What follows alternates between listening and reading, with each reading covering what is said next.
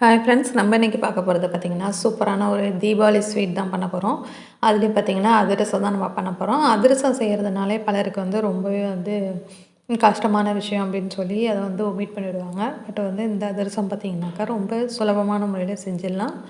வாங்க இப்போ எப்படி பண்ணணும்னு சொல்லி பார்த்துடலாம். அதுக்கு ஒரு பாத்திரத்தில் ஒரு 2 கப் அளவுக்கு வெல்லம், பொடிச்ச வெல்லம் எடுத்துக்கிட்டு அதே 2 கப் அளவுக்கு தண்ணி சேர்த்துக்கிறேன். இப்போ தண்ணியோட கொஞ்சமாக ஏலக்காய் பொடி பண்ணது சேர்த்துட்டு கொஞ்சமாக உப்பு சேர்த்துட்றேன். சேர்த்துட்டு இதோட நம்ம சேர்க்க போகிறது பார்த்திங்கன்னா 1 கப் அளவுக்கு அரிசி மாவு.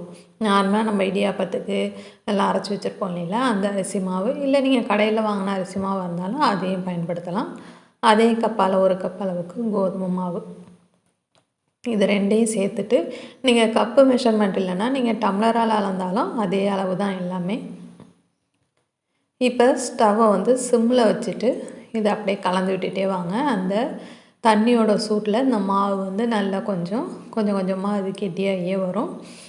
ரொம்ப தளர்வாக இல்லாமல் ஓரளவுக்கு நம்ம அதிரசம் செய்கிறதுக்கு மாவு கையில் எடுத்தால் அந்த ஒரு பிசுபிசுப்பு தன்மை இல்லாத அளவுக்கு நம்ம இதை தண்ணியில் அந்த மாவு நம்ம கலந்து ஓரளவுக்கு அது அந்த சூட்லேயே வெந்து வரணும். அந்த அளவுக்கு நல்லா கலந்து விட்டுடுங்க.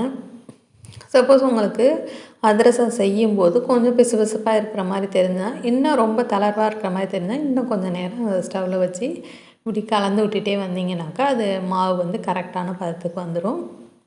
இப்போ ஓரளவுக்கு மாவு நல்லாவே வெந்துருச்சு. இந்த ஸ்டேஜில் நம்ம ஸ்டவ்வை ஆஃப் பண்ணிடலாம். ஆஃப் பண்ணிவிட்டு இதை அப்படியே கொஞ்சம் நேரம் மூடி விட்டு ஆற விட்டுடணும். கொஞ்ச நேரம் இது ஆறின பிறகு பார்த்திங்கன்னா அந்த மாவு இன்னுமே கொஞ்சம் நமக்கு கெட்டித்தன்மையாக இருக்கும். இப்போ பார்த்திங்கன்னா நம்ம ஸ்டவ் ஆஃப் பண்ணதுக்கும் இப்போக்கும் உங்களுக்கு வித்தியாசம் தெரியும். கொஞ்சமாக 1 ஸ்பூன் அளவுக்கு கையில் எண்ணெய் எடுத்துகிட்டு இந்த மாவை நல்லா அழுத்தம் கொடுத்து நல்லா பிசைஞ்சிங்க. இப்போ பார்த்திங்கன்னா மாவு நல்ல ஒரு கரெக்டான ஒரு பதத்துக்கு இருக்குது.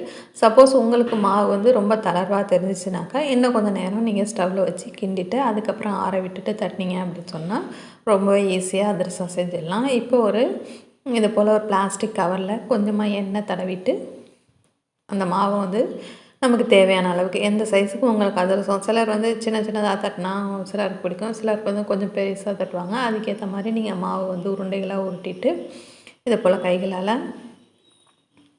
தட்டி விட்டுட்டு அதுக்கப்புறம் நீங்கள் எடுத்தீங்க அப்படி சொன்னால் கவர்லேருந்து ஈஸியாக வந்துடும். இப்போ இது எண்ணெயை நல்லா சூடு பண்ணிவிட்டு சூடான எண்ணெயில் நம்ம சேர்த்தோம் அப்படின்னு சொன்னாக்கா அது வெந்ததும் அப்படியே அழகாக மேலெலும்பி அப்படியே வரும். ஒரு பக்கம் நல்லா வெந்த பிறகு அடுத்த பக்கமும் நம்ம திருப்பி விட்டு அந்த எண்ணெயோட அந்த பபிள்ஸ்லாம் அடங்கின பிறகு நம்ம அதிரசத்தை எடுத்துடலாம். அதிரசம் பார்த்திங்கன்னா பொதுவாகவே கொஞ்சம் எண்ணெய் குடிக்க தான் செய்யும்.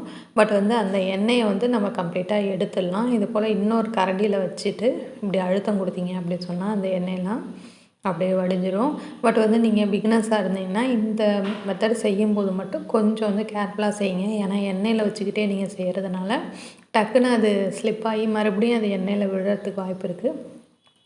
அதனால் கொஞ்சம் கவனமாக செஞ்சீங்க அப்படின்னு சொன்னாக்கா நமக்கு சூப்பரான அதிரசம் ரொம்ப சுலபமான முறையிலே நமக்கு ரெடி ஆகிடும். இதுக்கு பாகுப்பதம் எதுவுமே கிடையாது. நம்ம நினச்சதுமே